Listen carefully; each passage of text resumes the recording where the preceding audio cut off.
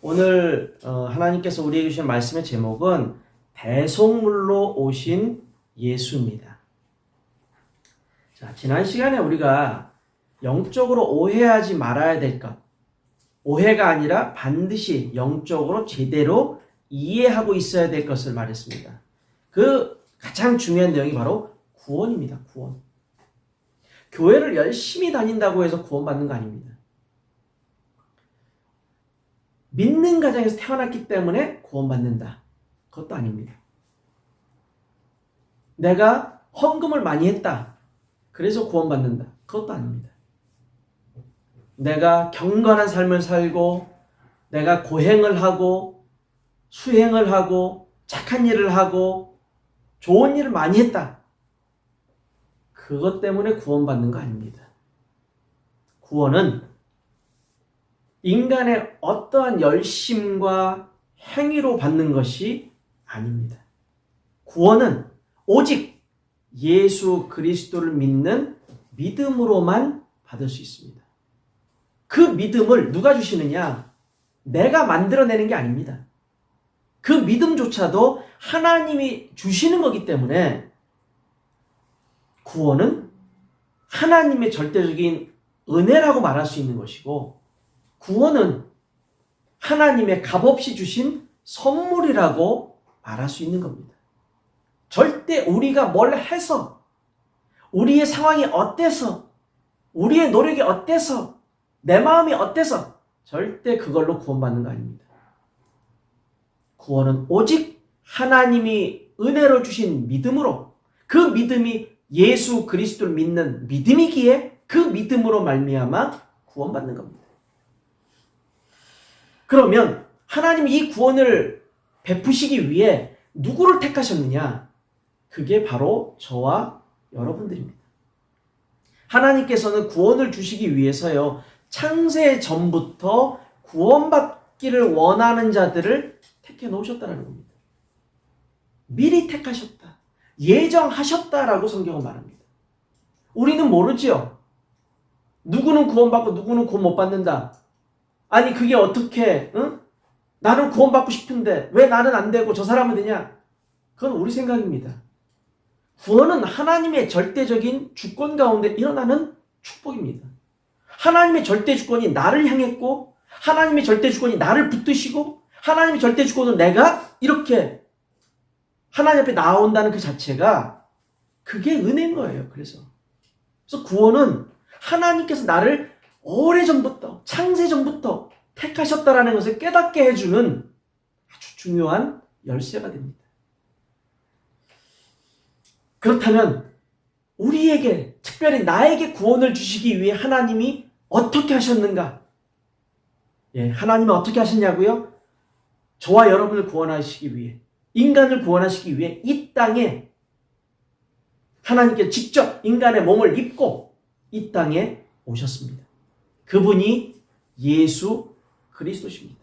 바로 그분이 우리의 모든 죄를 용서하시기 위해, 우리의 모든 죄를 대속하시기 위해 이 땅에 오셨다라는 겁니다. 오늘 말씀을 통해서 저와 여러분은 예수님이 이 땅에 오신 목적이 무엇인지를 분명히 알아야 됩니다. 오해하면 안 됩니다. 이해를 해야 됩니다. 깨달아야 됩니다. 그 은혜를 오늘도 저와 여러분이 하나님 앞에 받아야 되고 누려야 되고, 그리고 이 은혜를 가지고 돌아가야 될 것입니다. 이러한 축복이 저와 여러분에게 있기를 주님의 이름으로 축원드립니다. 첫 번째입니다. 구원을 베푸신 예수님입니다. 자, 오늘 보면 제자들이 특별히 예수님의 수제자라고 말할 수 있는 세 명이 있죠. 베드로와 야고보와 요한입니다. 근데 오늘은 베드로가 나오질 않고 야고보와 요한, 이 형제들이 예수님 앞에 와서는 예수님께 이렇게 부탁을 합니다. 나를 예수님 좌편에, 또 나를 예수님 우편에 있게 해 주옵소서라고 부탁을 하는 장면입니다. 자, 제자들은 지금 예수님을 오해하고 있습니다. 어떤 오해를 하고 있느냐? 예수님은 제자들에게 당신이 그리스도이심을 나타내셨습니다. 제자들이 먼저 고백을 하죠. 주는 그리스도시요 살아계신 하나님의 아들이십니다 라고 베드로를 통해서 그 고백이 나옵니다. 그러고 나서 예수님은 변화산에서 변형되셔서 제자들에게 당신이 하나님 되심을, 당신이 그리스도이심을 보여주십니다. 그리고 제자들에게 3번에 걸쳐서 십자가를 예루살렘에서 이제 지셔야 된다. 그리고 사흘 만에 부활하실 것이다. 이걸 3번을 말씀하십니다. 자, 마가복음 8장 31절, 마가복음 9장 31절, 마가복음 10장 32절 3번에 걸쳐서 예수님은 당신이 십자가를 지셔야 된다. 그러나 사흘 만에 부활하실 것이다. 강조하세요. 계속해서 제자들에게 말씀하십니다. 그런데 제자들의 관심은 어디에 있었느냐? 마가복음 9장 34절에 보면 야, 우리 중에 누가 크냐? 이겁니다. 우리 중에 누가 가장 큰 자인가? 누가 대장이냐 이거죠, 한마디로. 누가 예수님 옆에서 예수님의 모든 일들을 도와드리면서 큰 힘을 얻을, 큰 권세를 가질 그러한 사람이냐 이겁니다. 특별히 오늘 말씀 속에 보면 야고보와 요한이 뭐라고 얘기합니까? 예수님의 우편, 예수님의 좌편에 우리가 앉을 수 있도록 해달라고 합니다. 무슨 말입니까? 황제가 있으면 황제의 최측근, 오른팔 왼팔이 되게 해달라는 얘기예요. 그랬더니 다른 제자들이 이걸 듣고서요 화를 냅니다. 왜 화를 낼까요? 자기들도 그 생각을 하고 있으니까. 야고보와 요한을 포함한 모든 제자들이 예수님을 오해하고 있습니다. 예수님이 이제 예루살렘에 가시면 우리 이스라엘을 통치할 왕으로 오셨으니까 이제 왕의 자리에 오르실 거고, 그리고 우리 이스라엘, 우리 민족을 로마의 압제로부터 이제 해방시키시겠지. 위대한 왕이 되실 거니까 그러면 내가 오른편에, 내가 왼편에 예수님을 도와서 같이 존경받고 같이 백성들이 와 대단하십니다 칭찬 듣고, 그걸 원하는 거잖아요. 제자들은 자기 방식대로 예수님을 지금 오해하고 있습니다. 자기 생각과 자기 경험에 의지해서 예수님을 바라보고 있고 자기 식으로 예수님을 해석하고 있습니다. 기적도 행하시고 병자도 치유하시고 귀신도 내쫓으시고 그리고 이제 예루살렘의 왕으로 들어가신다. 엄청난 기대감이죠. 여러분, 혹시 우리도 예수님을 오해하고 있지 않습니까? 어쩌면 교회 다니는 크리스찬들 중에 이런 오해를 하고 있는 사람들이 있을 겁니다. 예수 믿으면 내가 복을 받을 수 있다. 예수 믿으면 내가 꿈꾸고 내가 그토록 바라고 있는 거 이루어질 수 있다. 예수 믿으면 다 잘 될 거야. 예수 믿으면 모든 것이 잘 풀리고 잘 돼서 내가 성공할 거야. 그런 오해를 하는 사람들이 분명히 있을 겁니다. 그런데 그런 오해가 어느 순간에 자기가 잘못 이해했다라고 생각하지 않고 내 뜻대로 안 되거든요. 내가 예상했던 대로 안 풀리거든요. 내가 바라던 대로 안 되거든요. 그러면 그때 어떤 일이 벌어집니까? 실망합니다. 좌절합니다. 울기도 합니다. 괴로워합니다. 그로 인해서 드러나게 되는 다음 상황 뭡니까? 떠나죠. 예수 안 믿어. 믿어봤는데 아무런 응답도 없었어. 나한테는 그런 일이, 내가 바라던 일이 안 됐어. 그러한 말들을 내뱉기 시작합니다. 나도 예수 믿어봤다. 나도 교회 다녀봤다. 나도 해봤다. 근데 아무것도 안 이루어졌다. 이게 오해입니다. 제자들이 지금 그런 오해를 하고 있습니다. 그래서 제자들이 오해를 했기 때문에 예수님이 진짜 십자가에서 피 흘려 죽으셨을 때 다 떠났잖아요. 예수 믿어봤는데, 예수 따라가 봤는데 결국에는 아무것도 아니었네. 그 좌절하고 다 자기 고향으로 뿔뿔이 흩어졌잖아요. 그런 일이 우리에게도 일어날 수 있다는 겁니다. 왜? 그리스도를 오해했기 때문에. 그리스도를 이해해야 되는데, 제대로 이해해야 되는데 그거를 놓쳤기 때문에. 예수님은 말씀하십니다. 이 땅에 예수님이 오신 이유가 뭔지를 분명하게 말씀하십니다. 예수님은 다른 사람들이 자기를 섬겨주길 바라서 오신 게 아닙니다. 우리가 예수 믿는 이유가 다른 사람들의 존경을 받고 다른 사람들이 더 위대하게 우리를 바라보라고 우리가 예수 믿는 거 아닙니다. 예수님은 섬김을 받기 위해 오신 것이 아니라 섬기기 위하여 오신 겁니다. 다시 말하면 인간이 지은 죄를 속죄하시기 위해 자신이 직접 희생 제물이 되시고자 이 땅에 오신 겁니다. 우리가 예수 믿는 이유는 구원을 받았다가 이 의미도 있지만 구원받은 자로서 예수님과 같이 다른 사람을 위하여 우리가 하나님 앞에 쓰임받기 위해 예수를 믿는 겁니다. 그 생명의 가치를 알기 때문에. 희생제물이라 하는 것은 속죄를 위해 바쳐진 것으로, 이 희생제물은요 살아있는 걸 갖다 놓고 죽여야 돼요. 피를 흘려줘야 돼요. 그래서 그 피를 뿌려야 됩니다. 그래야 죄의 용서를 구할 수가 있는 거예요. 예수님이 희생제물이 되었다는 얘기는 예수님이 죽임을 당해야 되는 것이고 예수님이 피를 흘리셔야만 되는 겁니다. 그 피가 흘려져야 우리의 죄를 용서하실 수가 있는 거예요. 피를 흘린다는 건 결국 뭡니까? 생명을 바쳐야 된다는 얘기예요. 자신의 생명을 바쳐야지만 피 흘려 죽임당함으로 우리가 구원받는 거예요. 이걸 위해서, 인간의 죄를 다 용서하시기 위해서 예수님이 이 땅에 오신 겁니다. 십자가에서 피 흘려 죽기 위해서 오신 거예요. 여러분, 베니스의 상인이라는 작품 아시죠? 베니스의 상인이라는 작품을 보면 그런 얘기가 나옵니다. 만약에 이 약속을 이루지 못하면 뭘 나한테 주겠느냐고 베니스의 상인이 물어보잖아요. 기억도 안 납니다. 이제 오래돼가지고. 주인공 이름도 기억도 안 납니다.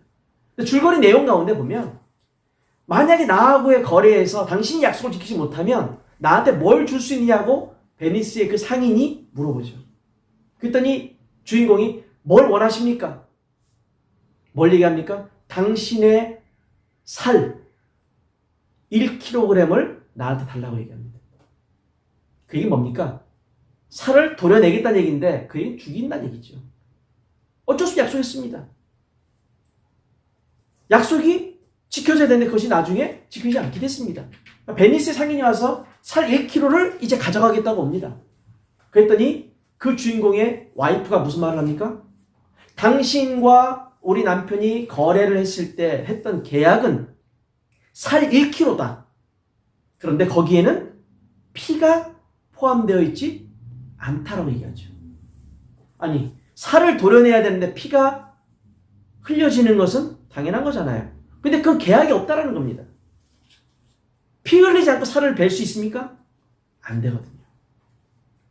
불가능한 거죠. 피를 흘려야만 살을 베어갈 수가 있거든요. 그 얘기는 여기에 적용을 하면 피가 흘려진다는 얘기는 곧 생명을 잃는다는 얘기거든요. 대속, 피를 흘려 우리의 죄를 대신해서 속죄한다는 의미입니다.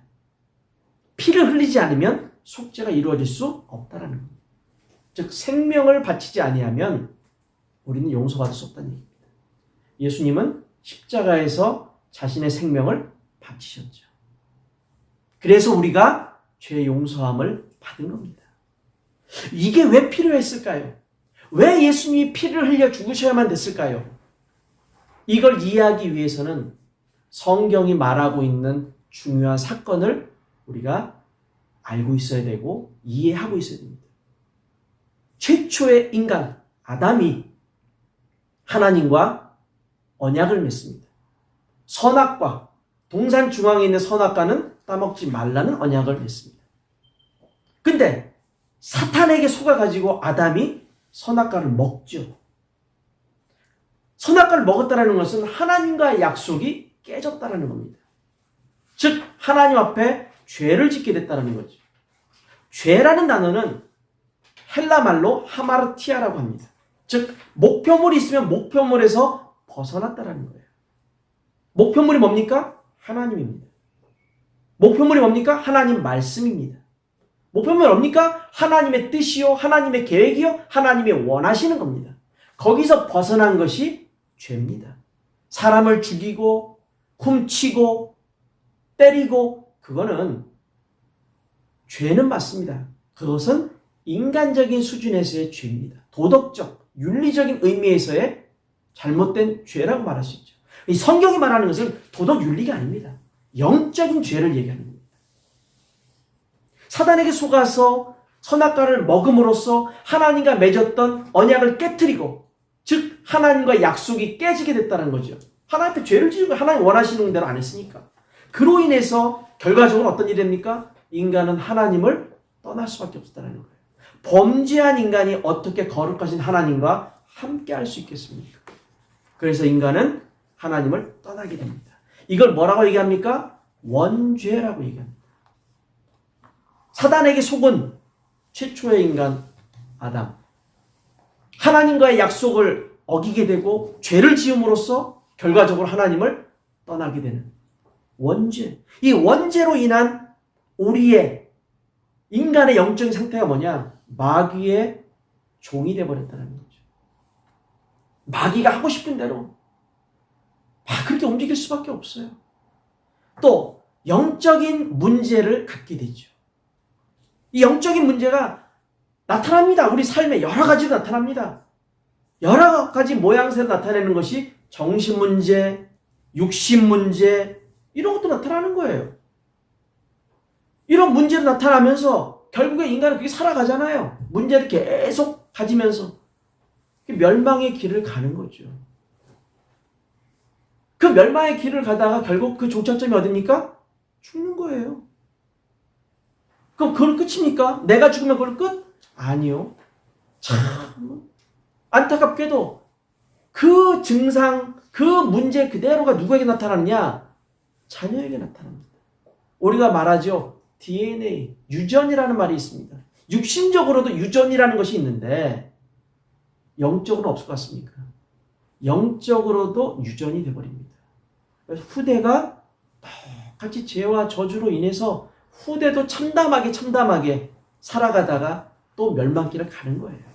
그게 우리의 원래의 모습입니다. 영적으로 범죄한 인간의 삶이 그렇단 말이에요. 근데 그런 삶을 살던 우리에게 예수님이 이 땅에 오셔서 우리를 완전히 다른 영적인 존재로 바꿔주셨다는 겁니다. 예수님이 이 땅에 오셔서요, 사탄의 권세를 꺾으셨습니다. 요한 1서 3장 8절에 뭐라고 됩니까? 뭐라고 쓰여져 있습니까? 하나님의 아들이 오신 것은 마귀의 일을 멸하려 하심이라고 되어 있잖아요. 사탄의 권세를 꺾으셨습니다. 그리고 예수님이 이 땅에 오신 이유는 오늘 말씀에 나와 있죠. 자신의 목숨을 드림으로써 많은 사람들의 대속물, 즉 희생 제물이 되려고 오셨다고 되어 있잖아요. 우리 죄를 용서하기 위한 희생 제물. 그 목적을 위해 오셨다고 되어 있지 않습니까? 그리고 우리에게 하나님을 떠난 인간에게 하나님을 다시 만날 수 있는 길을 보여주셨잖아요. 길 자체가 되셨잖아요. 요한복음 14장 6절. 그래서 어찌 보면요, 우리가 정말 귀찮다 해도 꼭 기억해야 될 영적 사실은 뭐냐? 세 가지. 원죄, 사단에 속아서 우리는 두 번째, 하나님 앞에 죄를 짓게 됐고, 세 번째, 영적으로 하나님을 떠나게 됐다. 이 원죄, 이 세 가지를 알고 있어야 돼요. 원인은 사단, 내용은 하나님 앞에 범죄함, 죄를 범함, 결과는 하나님 떠남. 이 영적인 문제를 해결하기 위해 하나님께서 직접 인간의 몸을 입고 이 땅에 오셨음. 사단의 문제는 왕적 권위를 갖고 사단을 박살내십니다. 죄의 문제는 직접 희생 제물이 되셔서 대속물이 되셔서 용서하심. 하나님 떠난 문제는 하나님 만날 수 있는 길이 되심. 이 6가지 기억하는 거예요. 거기다 플러스 제일 중요한 한 가지 뭡니까? 그분이 바로 그리스도이심. 그리스도는 메시아, 구원자란 의미입니다. 그걸 깨닫고 있어야 됩니다. 그래서 모든 인간에게 구원을 향한 문을 열어주셨습니다. 누구든지 중요하지 않아요. 범죄자였던, 장애인이었던, 정상인이었던, 도둑이었던 중요하지 않습니다. 누구든지 예수 그리스도를 믿기만 하면 마음으로 확실하게 믿고 입으로 그 고백을 하기만 하면 영원한 생명, 구원을 받을 수 있다는 것입니다. 저와 여러분이 이러한 구원을 받았다니까요. 이 구원받은 자는요, 최고의 축복을 누리는 자입니다. 더 이상 사단에 의해서 막 조종당할 이유가 없어요. 하나님이 우리를 움직이시는데 더 이상 고민할 필요가 없어요.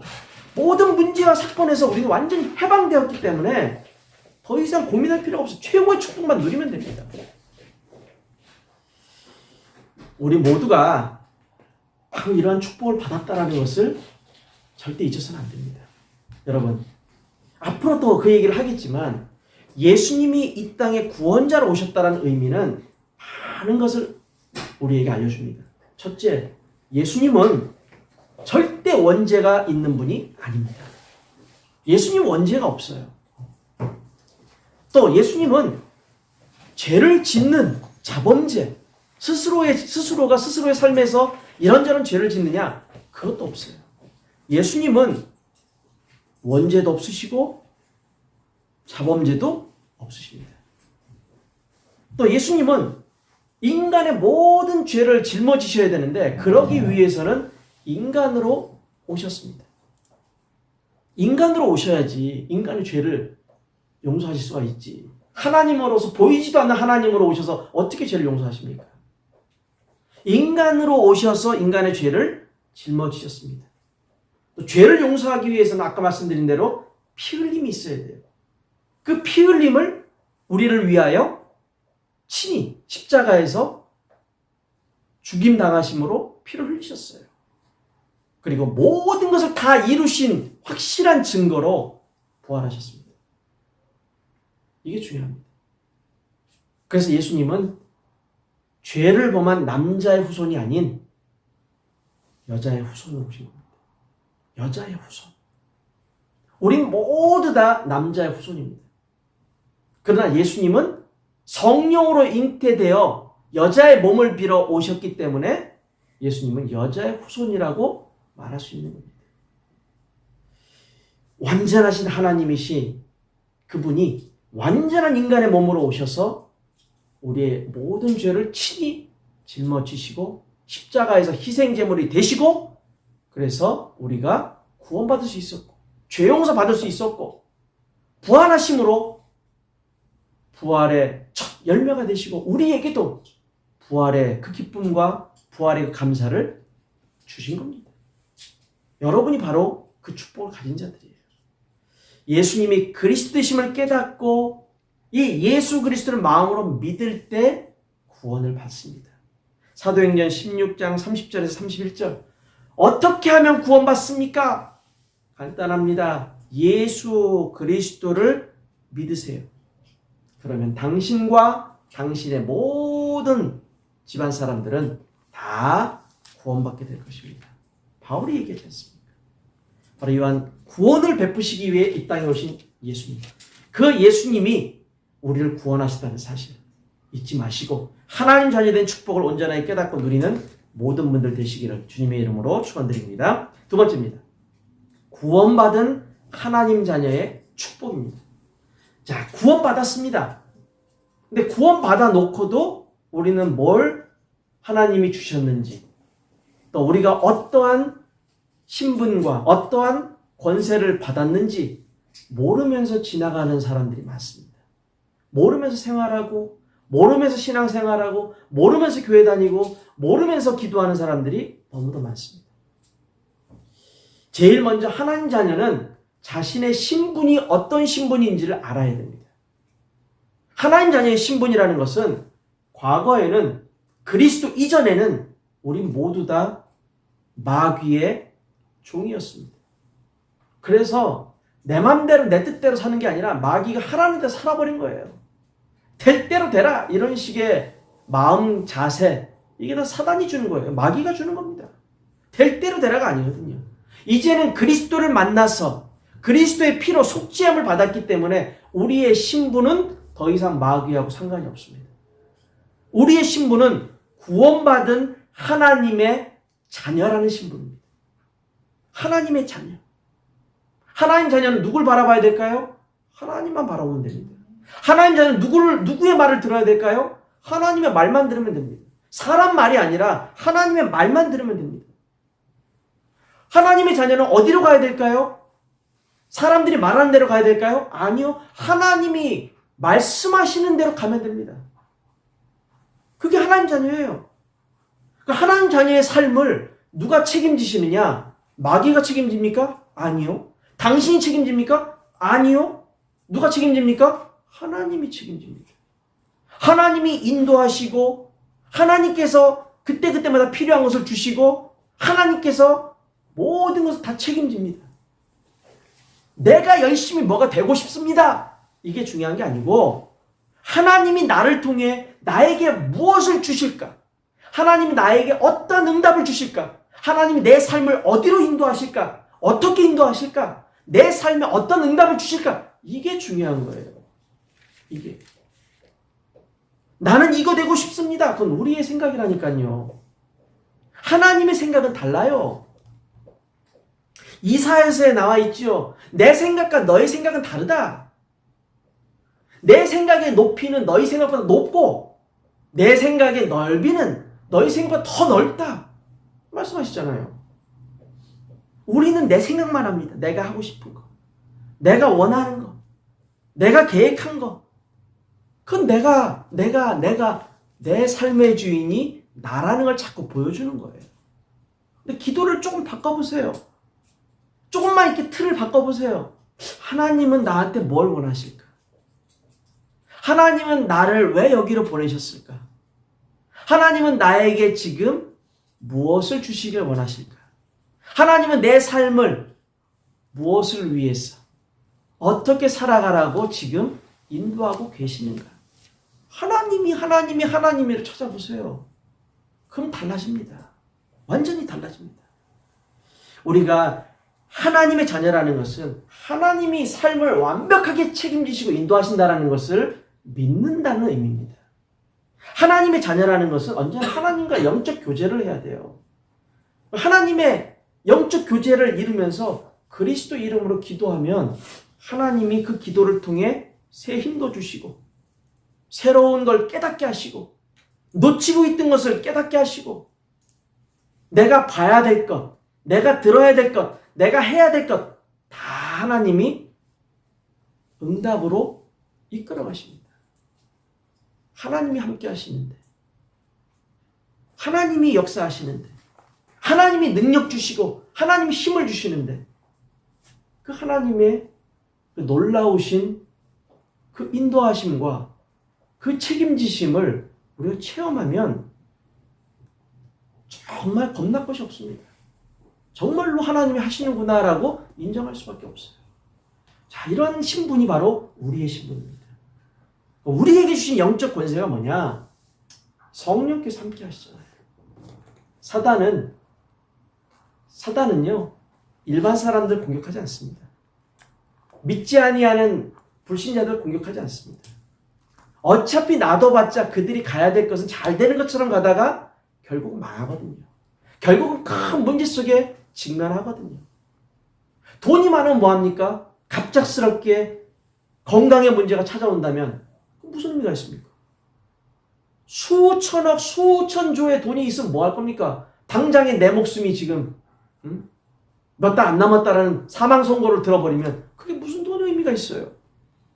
돈이 많고 행복하면 뭐합니까? 갑작스럽게 다가오게 될 자녀의 문제, 건강의 문제, 삶의 문제가 오면 또다시 힘든 상황 속에 빠져버릴 텐데.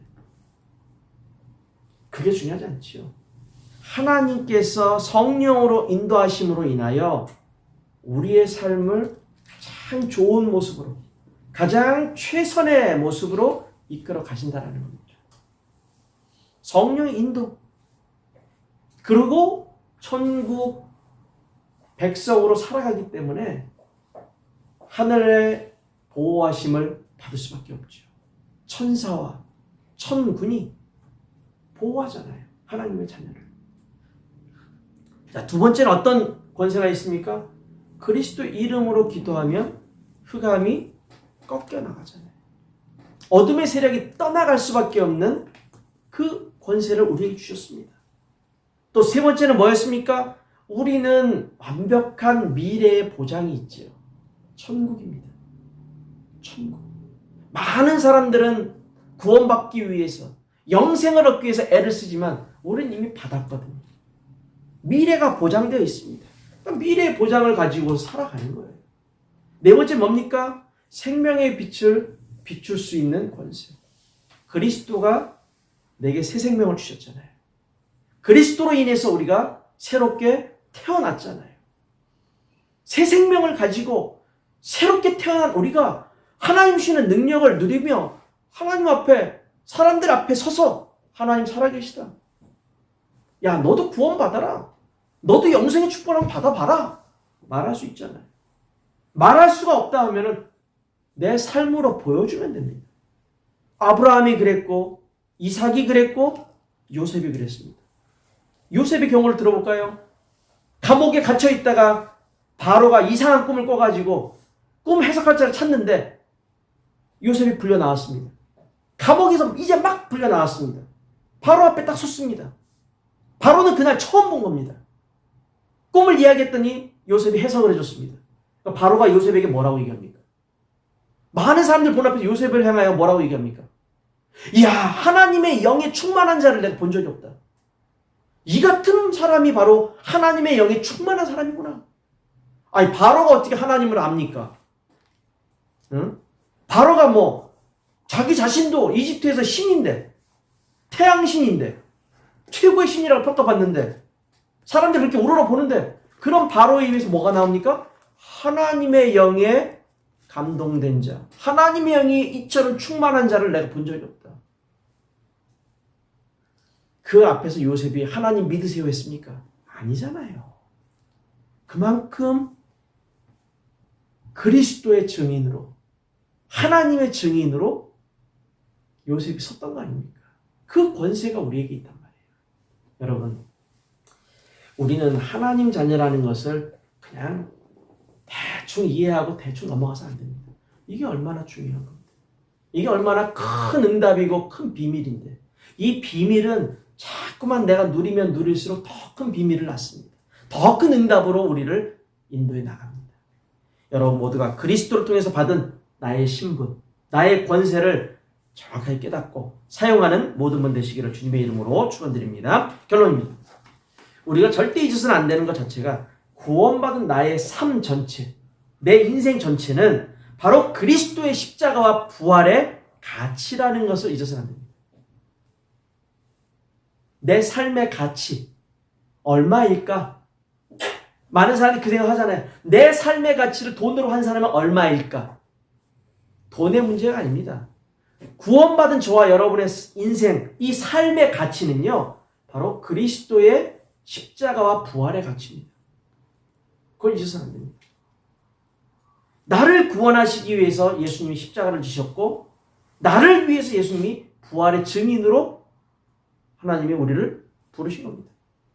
그 그리스도의 가치가 바로 내 인생의 가치입니다. 절대 잊혀서는 안 되죠. 두 번째는 하나님의 자녀는요, 언제나 하나님을 만나야 됩니다. 언제나 하나님과 교제해야 됩니다. 언제나 하나님의 말씀을 들어야 됩니다. 그래서 구원받은 하나님 자녀는 예배자입니다. 언제나 하나님 앞에서 예배자의 모습으로 서야 됩니다. 예배.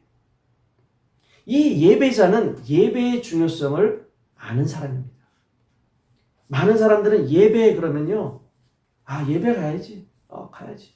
늘 그렇듯이 가야지. 일주일에 한 번 가는 거. 평상시에 성경을 어딘가에다가 탁 던져놓고 어디 있는지도 모르다가 예배 갈 때쯤 내가 야, 내 성경 어디 있냐? 이럽니다. 그리고 이제 야, 예배 가자 하고 애들 깨웁니다. 그리고 억지로 끌고 옵니다. 그런 예배가 아니고, 우리가 말하는 예배는 그런 예배가 아닙니다. 우리가 말하는 예배는 준비가 되어 있는 예배입니다.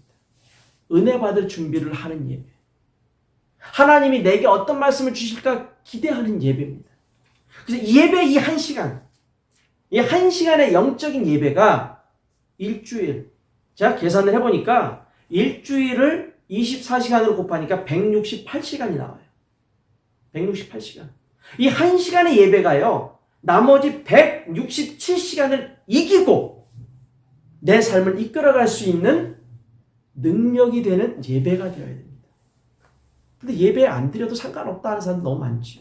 내가 바쁜데, 내가 지금 할 게 얼마나 많은데, 그 예배 빠집니다. 한 번 빠지고 두 번 빠지면 그 다음에 아예 나오고 싶은 마음조차도 뺏겨버립니다. 그런 거 말고 어떠한 일이 있어도 내가 하나님 앞에 예배를 드려야 되겠다. 이 한 시간을 예배를 통해서 내가 하나님이 주시는 최고의 은혜를 받고 최고의 힘을 얻고 최고로 축복을 내가 받아야 되겠다. 그 마음 자세로 왔다면 나머지 167시간 이깁니다. 이길 수 있습니다. 하나님의 능력은 모든 것을 감당할 수가 있거든요. 모든 것을 이길 수 있거든요. 이 예배에 목숨을 걸란 얘기를 그래서 하는 겁니다. 그 어떤 시간보다, 그 어떤 순간보다 최고의 은혜요, 최고의 축복된 이 시간을 내가 그리스도 앞에 나 자신을 드림으로써 하나님 앞에 받는 거예요.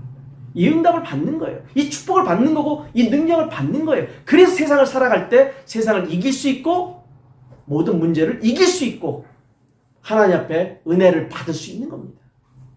여러분, 예배의 축복 놓치지 마시고 대성물로 오신 예수님, 그 예수님이 나에게 오늘 예배의 축복을 감당하라 하시는구나. 이 예배의 축복을 놓치지 말라 하시는구나. 내가 앞으로 이 한 시간에 모든 것을 걸고 하나님 앞에 인도받겠다. 공부 잘하는 사람은요, 우리 자녀들한테 늘 얘기합니다. 야, 공부 열심히 한다고 몇 시간이고 10시간이고 15시간 앉아있다고 공부 잘하는 거 아니다. 한 시간을 공부해도 집중을 그렇게 하면 그 시간에 다른 어떤 것을 하는 것보다 더 큰 응답, 더 큰 힘을 얻을 수 있다. 공부 잘하는 사람 집중하는 사람입니다. 엉덩이 붙이고 앉아있다고 해서 1등하는 거 아닙니다. 집중입니다. 이 한 시간 예배에 그리스도께 집중하는 우리의 삶이 우리 나머지 일주일을 이길 수 있다는 사실, 그 사실을 믿으시고 그 사실을 통해서 예배 축복을 언제나 생각하시고 새 힘과 새 은혜를 받아서 삶의 현장에서 그리스도의 증인으로 살아가는 저와 여러분들 되시기를 주님의 이름으로 축원드립니다. 기도하겠습니다.